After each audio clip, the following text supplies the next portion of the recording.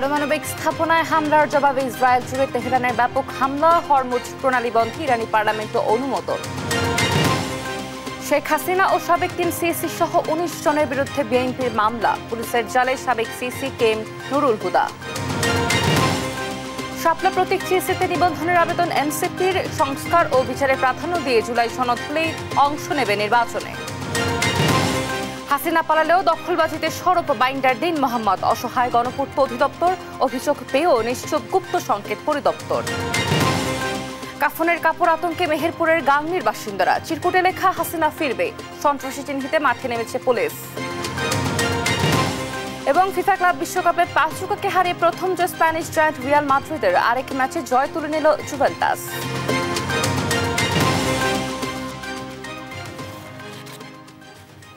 দেখছিলেন সুনামগুলো সংবাদ সকালে, আপনাদের সঙ্গে রয়েছে আমি অতসী সেন। দর্শক, শুরুতেই ইরান ইসরায়েল যুদ্ধ প্রসঙ্গ।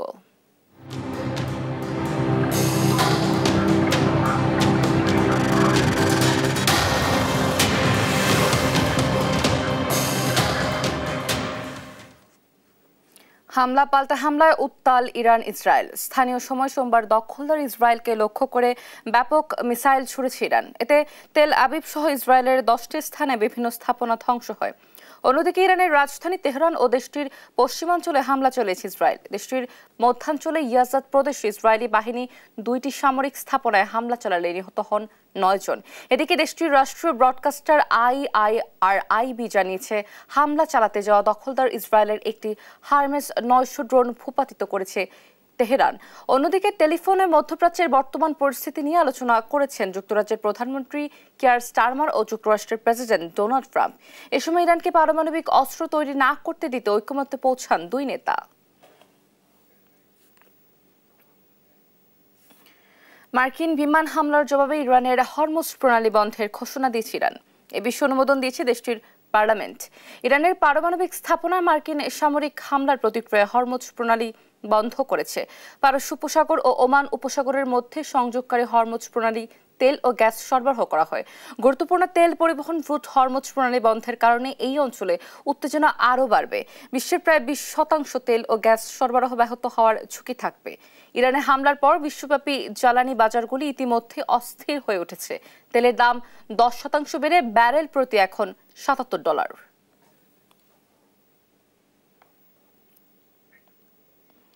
ইরানে যুক্তরাষ্ট্রের হামলার জবাবে ইসরায়েলে ব্যালিস্টিক ক্ষেপণাস্ত্র হামলা চালিয়েছে তেহরান। সবশেষ হামলায় আছে 1,500 কেজির ওয়ারহেড বহনকারী ক্ষেপণাস্ত্র।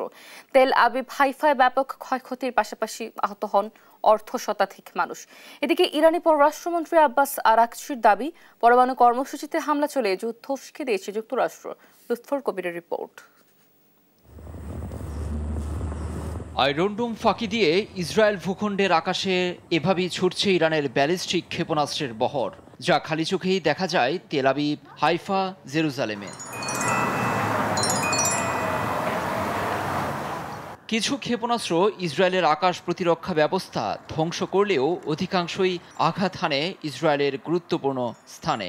ইরানের 3টি পারমাণবিক স্থাপনায় যুক্তরাষ্ট্রের বোমা হামলার প্রতিশোধেই খেপিয়ে তুলেছে খামেনি প্রশাসনকে, যার তাৎক্ষণিক জবাব দিচ্ছে দেশটির অভিজাত বাহিনী IRGC। তেল আবিবের প্রাণকেন্দ্রে ধসে পড়েছে বহুতল ভবন, আতঙ্কিত ইসরায়েলিরা। এটা ইসরায়েলের কেন্দ্রস্থল। আমার পেছনের ভবনের কমপ্লেক্সের ঠিক ভেতরে ক্ষেপণাস্ত্র আছড়ে পড়েছে। আহতদের হাসপাতালে পাঠানো হয়েছে। ইরানের ক্ষোভের আগুনে জ্বলছে বন্দর নগরী হাইফাও, যেন এক বিধ্বস্ত শহর। ঘরবাড়ি, যানবাহন সহ সবকিছুই ধ্বংস করে দেয়া হয়েছে। উদ্ধার কাজে হিমশিম জরুরি বিভাগ। ইরানের দাবি, তারা 1,500 কেজির ওয়ারহেড বহনে সক্ষম ক্ষেপণাস্ত্র হামলা চালিয়েছে, যার নাম খুররাম শাহ 4। ইরানের ব্যালিস্টিক ক্ষেপণাস্ত্র বহরের মধ্যে সবচেয়ে ভারী ক্ষেপণাস্ত্রের একটি। বিশ্লেষকদের মতে সর্বোচ্চ ধর্মীয় নেতা আয়াতুল্লাহ খামেনির নির্দেশে 2000 কিলোমিটার পাল্লার এই ক্ষেপণাস্ত্র ছোড়ার বিধান আছে। রোববার ইসরায়েলের প্রধান আন্তর্জাতিক বিমানবন্দর বেন গুরিয়ন এবং জৈবিক গবেষণা কেন্দ্র, সামরিক স্থাপনা সহ IDF এর কমান্ড সেন্টারেও হামলার দাবি করেছে তেহরান। যুক্তরাষ্ট্র পারমাণবিক কর্মসূচিতে হামলার জবাবে হরমুজ প্রণালী বন্ধের হুমকি দিয়েছে ইরান। এছাড়াও এই ঘটনার জন্য আজীবন ও চিরস্থায়ী যন্ত্রণা ভোগ করতে হবে ইসরায়েল ও যুক্তরাষ্ট্রকে। তবে পাল্টা পশ্চিম ইরানে বিমান হামলার দাবি করেছে আইডিএফ। হামলার পর প্রথমবার রোববার ইস্তাম্বুলে সংবাদ সম্মেলনে এসে ইরানের পররাষ্ট্রমন্ত্রী আব্বাস আরাগচি বলেছেন, এর জন্য যুক্তরাষ্ট্রকে পরিণতি ভোগ করতে হবে। তার দেশে হামলা চালিয়ে রেড লাইন অতিক্রম করেছে যুক্তরাষ্ট্র, এমনকি আন্তর্জাতিক আইনের প্রতি শ্রদ্ধা নেই দেশটির। সংবাদ সম্মেলনে আব্বাস আরাগচি আরও দাবি করেছেন, পারমাণবিক স্থাপনায় অবৈধভাবে হামলা চালিয়ে যুদ্ধ উস্কে দিয়েছে ওয়াশিংটন। লুৎফর কবির, নিউজ ডেস্ক, দেশ টিভি। ইরানের শাসন ব্যবস্থা পরিবর্তনের লক্ষ্যে হামলা চালানো হয়নি বলে মন্তব্য করেছেন মার্কিন প্রতিরক্ষা মন্ত্রী পিট হেগসেথ। ইরানে চালানো অভিযানকে অপারেশন মিডনাইট হ্যামার হিসেবে অভিহিত করেন তিনি। আর ভাইস প্রেসিডেন্ট জেডি ভান্স বলেন, আলোচনার মাধ্যমে দীর্ঘমেয়াদী সমাধান চায় যুক্তরাষ্ট্র। ফাতেমা তাসনিমের রিপোর্ট। ইরানের পারমাণবিক স্থাপনায় মার্কিন বিমান হামলায় বিশ্বজুড়ে উত্তেজনা। হামলার কয়েক ঘণ্টা পর বিষয়টি নিয়ে বিস্তারিত তুলে ধরতে মার্কিন প্রতিরক্ষা দপ্তর পেন্টাগনে যৌথ সংবাদ সম্মেলনে আসেন প্রতিরক্ষা মন্ত্রী পিট হেগসেথ ও শীর্ষ জেনারেল ড্যান ক্যানি। শুরুতেই এ অভিযানকে অপারেশন মিডনাইট হ্যামার বলে উল্লেখ করে বক্তব্য রাখেন প্রতিরক্ষা মন্ত্রী। প্রেসিডেন্ট ট্রাম্পের নির্দেশনা ছিল শক্তিশালী ও স্পষ্ট। আমরা ইরানের পারমাণবিক কর্মসূচি ধ্বংস করেছি, তবে ইরানের সেনা ও জনগণকে লক্ষ্য করে অপারেশন চালানো হয়নি। প্রেসিডেন্ট ট্রাম্প 10 বছর ধরে বলছেন ইরানের পারমাণবিক অস্ত্র থাকা উচিত নয়। অপারেশন মিডনাইট হ্যামার পরিচালনায় ইরানের পারমাণবিক উচ্চাকাঙ্ক্ষা ধ্বংস হয়েছে। ট্রাম্পের নেতৃত্ব ও প্রতিশ্রুতির জন্য ধন্যবাদ। সংবাদ সম্মেলনে প্রশ্নোত্তর পর্বে মার্কিন শীর্ষ কর্মকর্তা জানান, B-2 বোমারু বিমান দিয়ে ইরানের পারমাণবিক স্থাপনায় নিখুঁতভাবে হামলা চালানো হয়েছে। আরও বলেন, মার্কিন বোমারু বিমান শনাক্ত করতে সক্ষম হয়নি ইরানের আকাশ প্রতিরক্ষা বাহিনী। অভিযানটি কিভাবে পরিচালনা করা হয়েছে তা তুলে ধরেন এ কর্মকর্তা। শুক্রবার মধ্যরাত থেকে শনিবার সকাল পর্যন্ত যুক্তরাষ্ট্র থেকে B-2 বোমারু বিমান নিয়ে একটি বৃহৎ স্ট্রাইক প্যাকেজ চালু করা হয়েছিল। কৌশলগত দিক বজায় রেখে পরিকল্পনার অংশ হিসাবে ওয়াশিংটন ও প্রধান নেতাদের নজরদারিতে পশ্চিমে এবং প্রশান্ত মহাসাগরে অগ্রসর হয়েছিল বোমারু বিমান। 7টি B-2 বোমারু বিমানের সমন্বয়ে গঠিত মূল স্ট্রাইক প্যাকেজ, যার প্রতিটিতে 2 জন করে ক্রু সদস্য ছিল।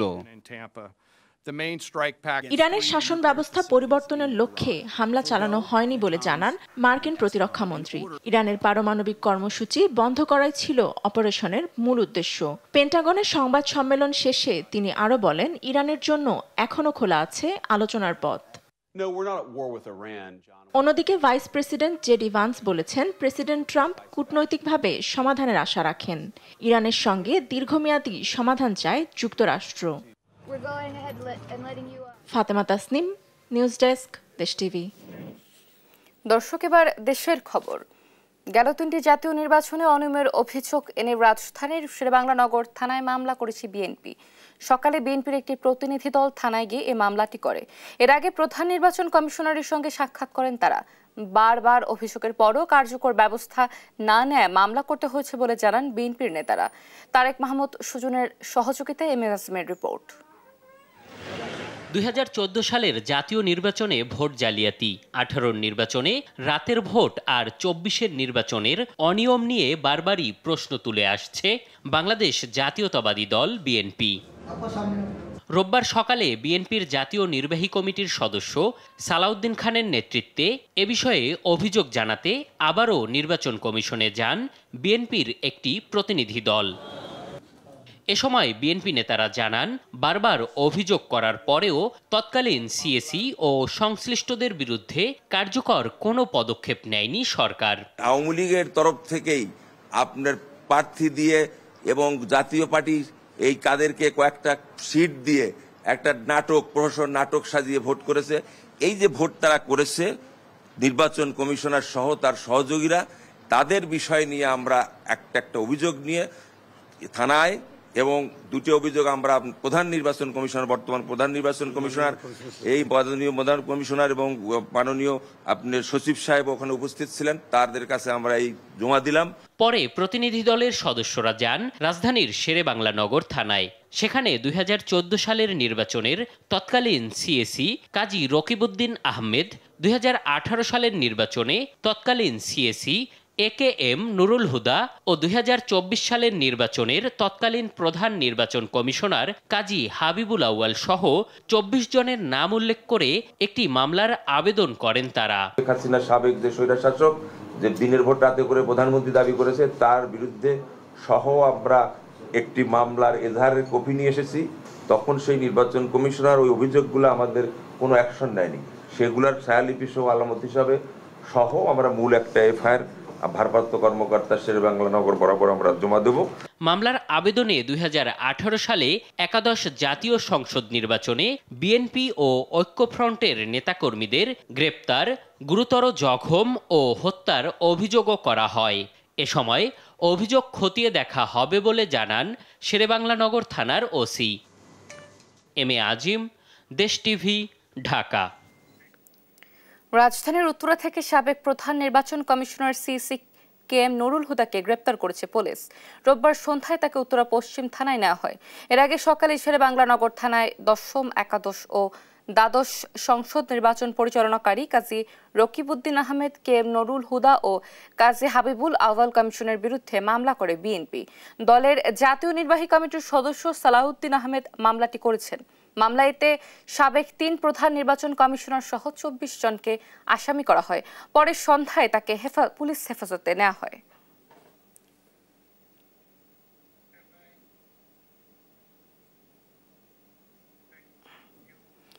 প্রধানমন্ত্রীর মেয়াদ নিয়ে এখনো ঐক্যমত্যে পৌঁছাতে পারেনি রাজনৈতিক দলগুলো। কোনো ব্যক্তি 10 বছরের বেশি প্রধানমন্ত্রীর দায়িত্ব পালন করতে পারবেন না, এমন প্রস্তাবে একমত জামায়াত, এনসিপি সহ বেশ কয়েকটি দল।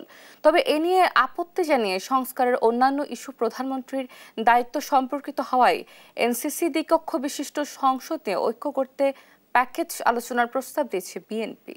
সাইফুল রিপনের প্রতিবেদন। রোববার সকালে ফরেন সার্ভিস একাডেমি মিলনায়তনে দ্বিতীয় ধাপে জাতীয় ঐকমত্য কমিশনের 5ম দিনের বৈঠকে অংশ নেন বিভিন্ন রাজনৈতিক দলের নেতারা।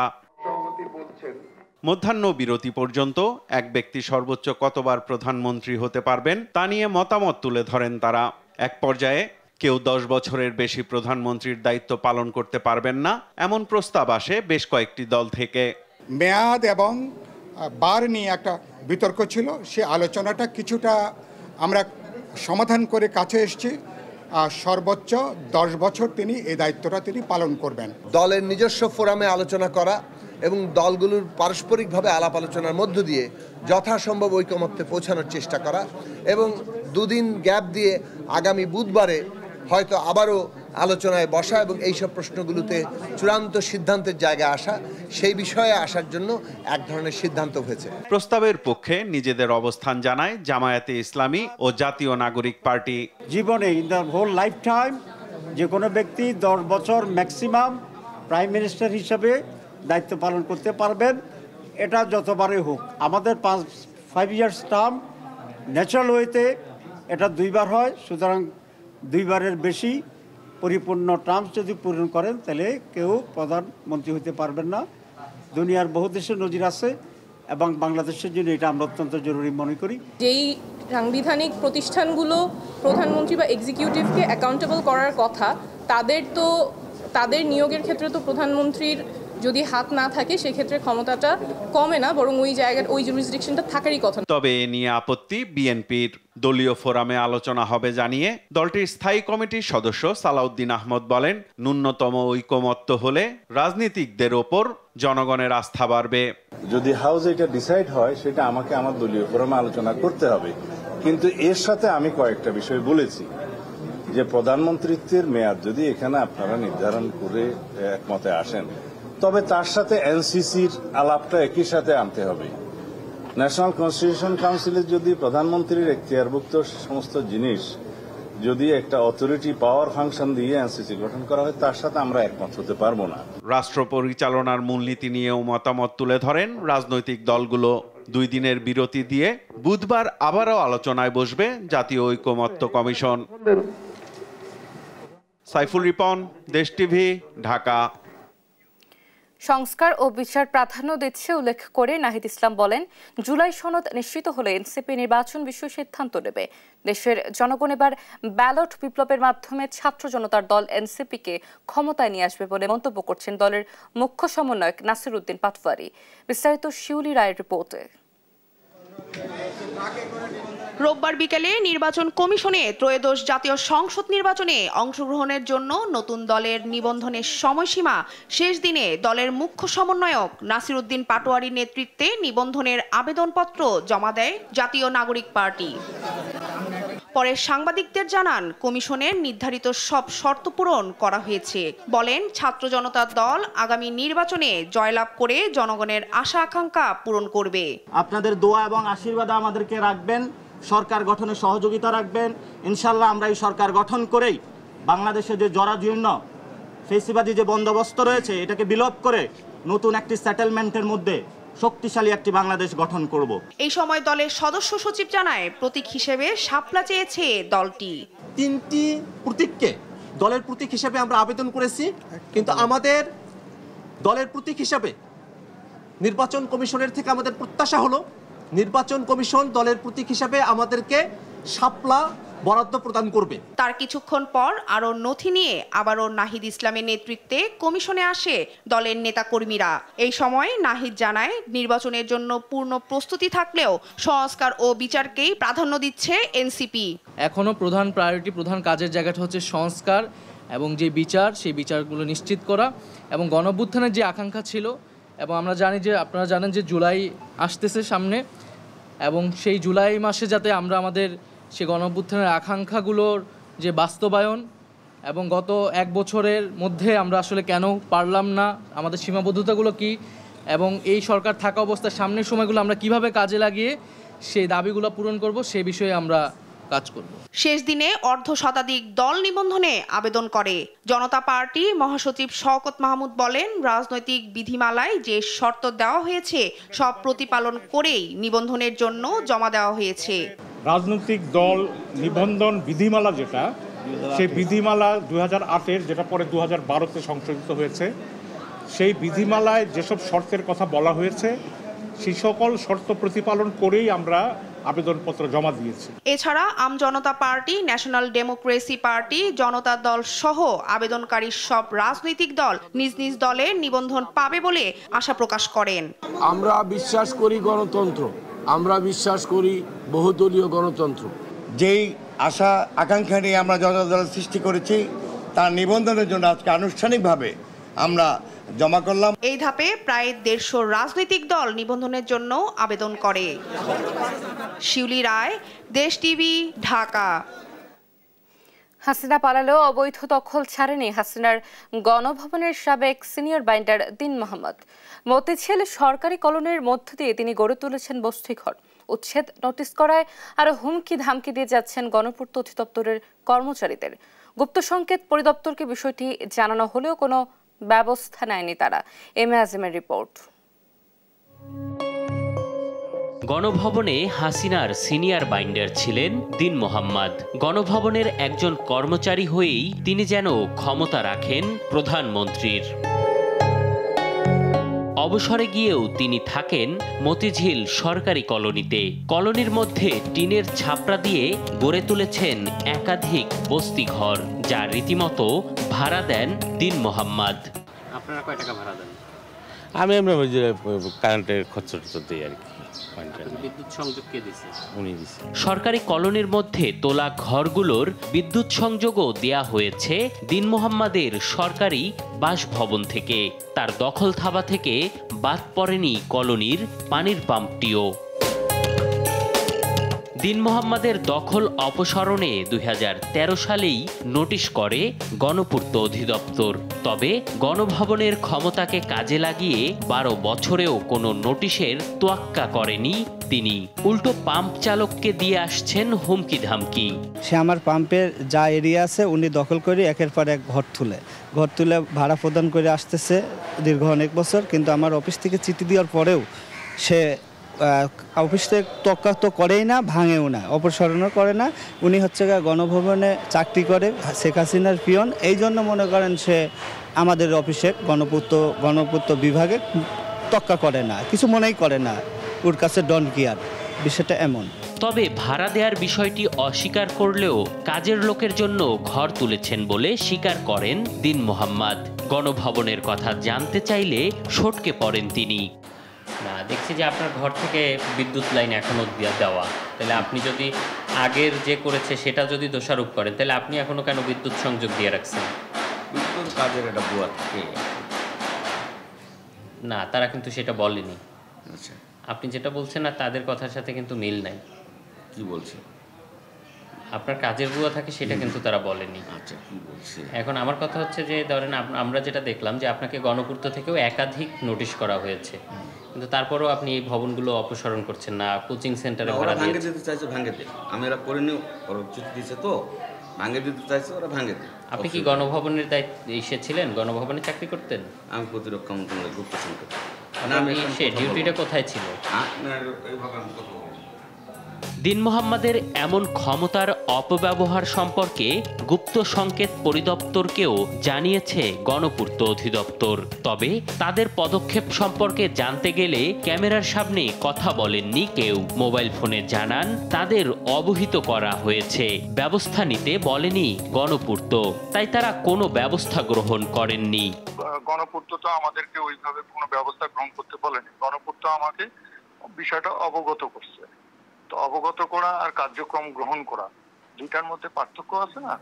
হাসিনা পালালেও হাসিনার গণভবনের কর্মচারী দিন মোহাম্মদের কাছে যেন এখনো অসহায় গণপূর্ত অধিদপ্তর।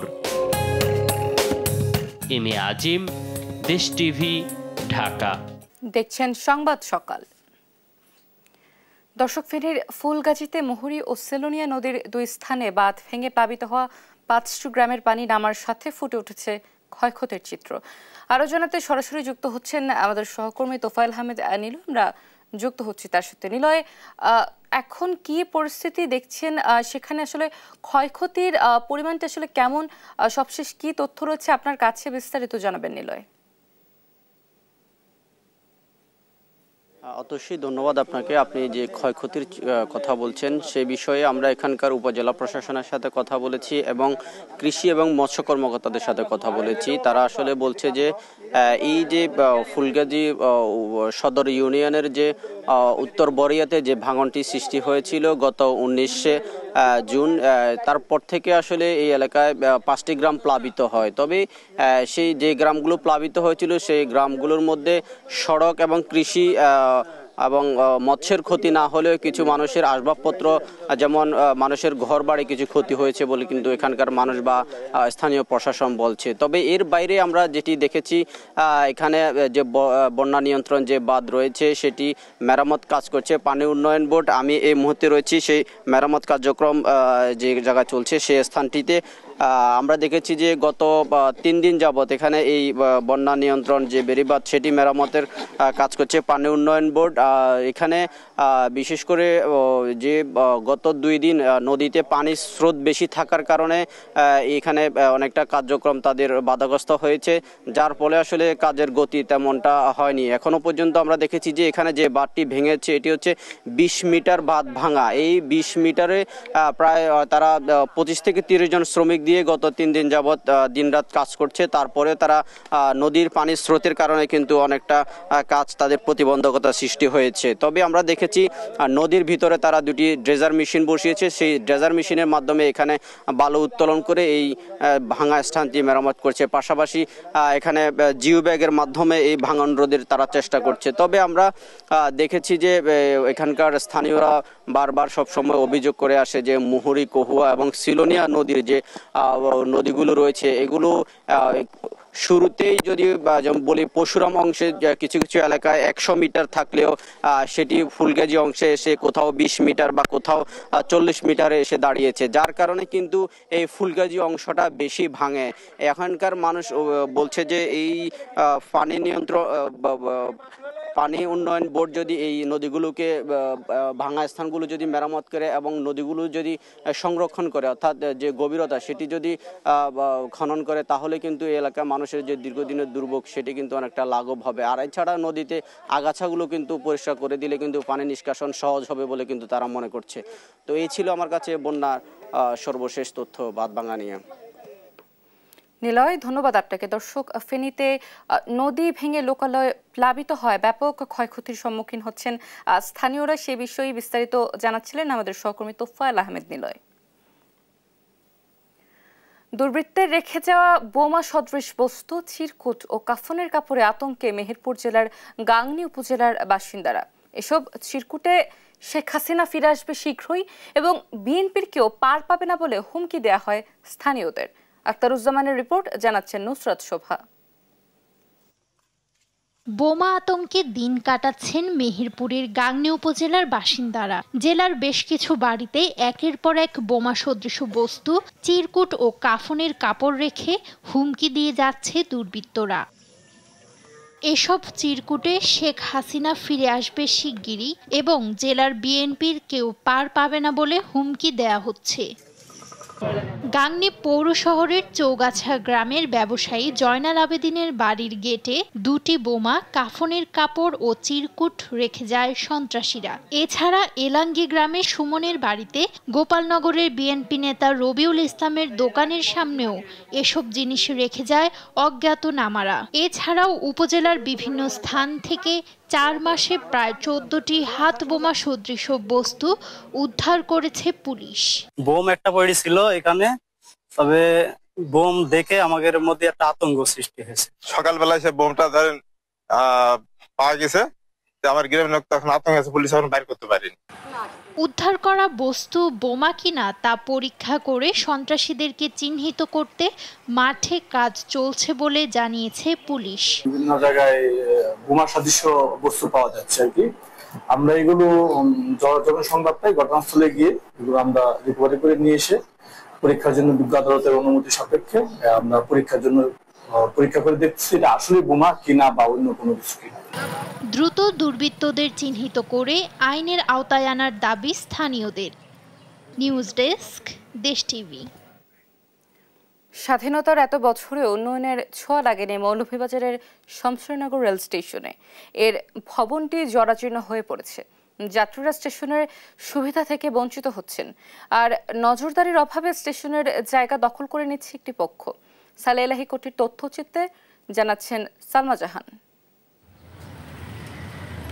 মৌলভীবাজারের কমলগঞ্জ উপজেলার শমশেরনগর রেলওয়ে স্টেশন। কমলগঞ্জ, রাজনগর ও কুলাউড়া উপজেলার 1.5 লাখ মানুষ ও পর্যটক রেলওয়ে স্টেশনটি ব্যবহার করে ঢাকা, চট্টগ্রাম সহ দেশের বিভিন্ন স্থানে যাতায়াত করেন। তবে দীর্ঘদিন যাবৎ এই স্টেশনটি অবহেলিত ও উন্নয়ন বঞ্চিত। সিলেট আখাউড়া রেল সেকশনের ব্রিটিশ আমলে নির্মিত এই স্টেশনে বাস্তবে উন্নয়নের ছোঁয়া লাগেনি। ভবনের দেয়ালের বিভিন্ন অংশ ফেটে গেছে, সংস্কারের অভাবে দেয়াল জুড়ে শ্যাওলা জমে আছে, যাত্রীদের বসার জন্য কোনো স্থান নেই। বৃষ্টি হলে প্ল্যাটফর্মের ছাদ থেকেও পানি পড়ে। একটি শৌচাগার রয়েছে যা ব্যবহারের অনুপযোগী। শমশেরনগরে বড় কয়েকটি চা বাগান, বিমান বাহিনী, বিমান recruit training school, Shamshernagar BF Shaheen college, police ফাঁড়ি, এইসব গুরুত্বপূর্ণ সরকারি প্রতিষ্ঠান থাকা সত্ত্বেও শমশেরনগর স্টেশনে কোনো আধুনিক সুযোগ সুবিধা নেই। এই রেল স্টেশনে বসার একটি জায়গা নেই এবং ওয়াশরুমের কোনো ভালো ব্যবস্থা নেই। আমাদের দাবি, আমাদের শমশেরনগরের স্টেশনের উন্নয়ন চাই আমরা। এই স্টেশনে আন্তনগর ট্রেনের টিকিটের ব্যাপক চাহিদা থাকলেও বরাদ্দ কম। এছাড়া স্টেশনের যেখানে সেখানে ময়লা আবর্জনা ফেলা হয়, পাশাপাশি রেলের জমি দখল করে স্থাপনা গড়ে তোলা হয়েছে। আমরা গরিব অসহায় মানুষ, দিনমজুরি, আজ 10-15 বছর ধরে আছি আপনার রেলের সরকারি জায়গা। অনসভাবে আপনারা যদি বাঙ্গি আমরা থাকবো কেন, যাইবো কেন? রেলওয়ে স্টেশনের অনেক জায়গা কিছু অসাধু চক্রর মহলে দখলে চলে গেছে, যেগুলা অসামাজিক কার্যকলাপ চলছে। এই অসামাজিক জুয়া, মদ, তারপরে গাঁজা এগুলা সেবন করা হচ্ছে। এদিকে স্টেশন মাস্টার জানান, স্টেশনটির উন্নয়নে একটি প্রস্তাব জমা দেওয়া হয়েছে। প্রকল্প বাস্তবায়ন হলে কোনো সমস্যা থাকবে না। স্টেশনের অবস্থা পরিপ্রেক্ষিতে আমার যাত্রীদের বসার কোনো জায়গা নেই, ওয়েটিং রুমে কোনো চেয়ার টেবিল নেই, ওনারা কোনো রকম যাওয়া আসা করে আর কি। শমশেরনগর রেল স্টেশনটি দ্রুত আধুনিকায়ন করতে সরকারের উদ্যোগ দেখতে চান সচেতন মহল। নিউজ ডেস্ক, দেশ টিভি। করোনা ডেঙ্গু সংক্রমণ বৃদ্ধি পাওয়ার পাশাপাশি বন্যার শঙ্কা উদ্বেগ বাড়াচ্ছে ময়মনসিংহের এইচএসসি ও সমমানের পরীক্ষার্থীদের। তারা বলছেন, রুটিন অনুযায়ী কোনো ধরনের বাধা ছাড়াই পরীক্ষা সম্পন্ন হলে ফলাফল ভালো হবে। ইলিয়াস আহমেদের তথ্য ছবিতে জানাচ্ছেন আব্দুল্লাহ আল মারুফ। 26 জুন থেকে সারা দেশে শুরু হবে এইচএসসি ও সমমানের পরীক্ষা। এবছর ময়মনসিংহ মাধ্যমিক ও উচ্চ মাধ্যমিক শিক্ষা বোর্ডের অধীনে 4 জেলায় 106টি কেন্দ্রে ৭৯,০০০ পরীক্ষার্থী অংশগ্রহণ করবেন। শিক্ষার্থীরা বলছেন, শিক্ষকদের নির্দেশনা অনুযায়ী তারা সম্পন্ন করেছেন সিলেবাস। তবে পরীক্ষা চলাকালীন করোনা, ডেঙ্গু এবং বন্যার জন্য পরীক্ষা স্থগিত হলে তাদের ফলাফলের উপর প্রভাব পড়বে। এই টাইমে পরীক্ষা না হলে পরে দেখা যাবে আবার বন্যা হয়ে যাবে বা অন্য কিছু হবে, তখন আবার সে পিছায় যাবে, পরে আবার অটো পাস বা আবার অন্য কিছু আসবে, পরে দেখা যাবে যে আমাদের যে একটা ফ্লো ছিল পড়াশোনার, এটা আবার বন্ধ হয়ে যাবে। স্বাস্থ্যবিধি মেনে আমাদের প্রত্যেকের যদি আমরা সচেতন থাকি, আমার মনে হয় না করোনা কোনো সমস্যা করতে পারে। তো পরীক্ষাটা লেট হলে আমাদের প্রস্তুতিতে দেখা গেছে যে ঘাটতি হতে পারে, তো স্বাস্থ্যবিধি মেনে খুব তাড়াতাড়ি শীঘ্রই পরীক্ষাটা নিয়ে নেওয়া হোক, এটাই চাওয়া। পরীক্ষার আগের সময়টুকু যথাযথভাবে কাজে লাগালে পরীক্ষায় অংশগ্রহণকারীরা ভালো করবে বলে মনে করছেন শিক্ষক ও অভিভাবকরা। আমরা আমাদের সাধ্যানুযায়ী তাদের প্রস্তুতি কার্যক্রমের যা যা করা দরকার আমরা সবটুকুনি করেছি। আল্লাহ পাক তাদের সাহায্য করবে, আমরা বিশ্বাস যাব তারা ভালো করবে।